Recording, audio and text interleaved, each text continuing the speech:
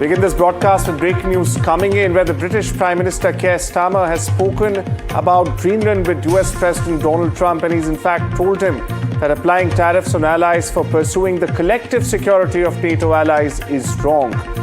Starmer also spoke to Trump after holding calls with Danish Prime Minister Mette Frederiksen, European Commission President Ursula von der Leyen, and NATO Secretary General Mark Rutte. Separately, French President Emmanuel Macron, who has in fact tried to cultivate a good personal relationship with Donald Trump himself, has described the threat of tariffs as unacceptable. Meanwhile, listening to the Danish FM's latest remarks, followed by NDTV's William and Priyanka getting us the latest from Denmark and the US. Og der noterer mig jo også bare, at den amerikanske præsident er ukonventionel, for at udtrykke det diplomatisk, men Amerika er også andet og mere end den amerikanske præsident. Jeg har lige været der. Der er også checks and balances i det amerikanske samfund.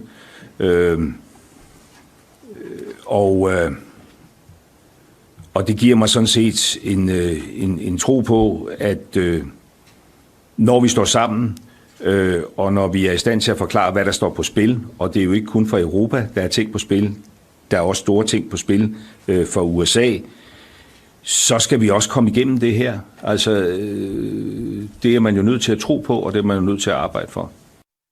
We are not going to outsource our national security. We are not going to outsource our hemispheric security to other countries.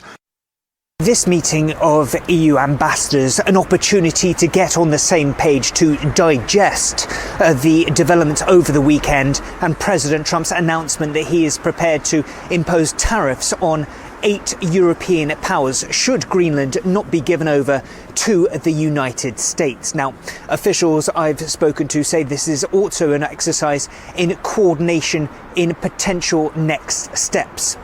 We have had a statement released by these European powers impacted or potentially impacted by these duties, and in it they say they're calling for further dialogue. They have dismissed Donald Trump's claims that they are acting dangerously by increasing their military coordination with Denmark, saying that they pose no threat at all. They've also warned that the risk of tariffs that would start at 10% next month, going up to 25% in June, would create a downward spiral in the transatlantic relationship. When it comes to further action the European Union could take, well, we know that several political parties are calling for a blockage of ratifying the EU-US trade pact that was brokered last summer, and some are calling for even more explosive action, with French President Emmanuel Macron calling for the so-called trade bazooka to be used, essentially giving the EU the powers to impose tariffs of its own on the United States, a move that would likely further antagonize the United States.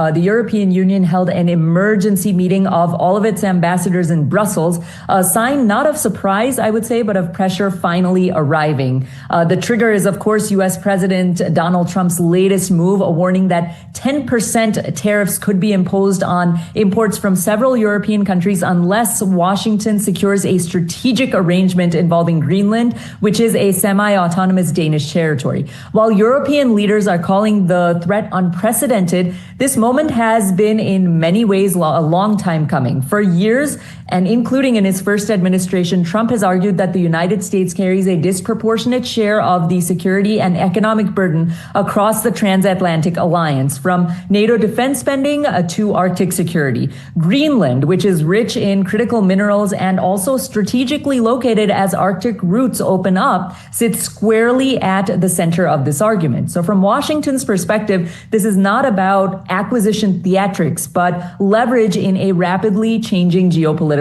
landscape.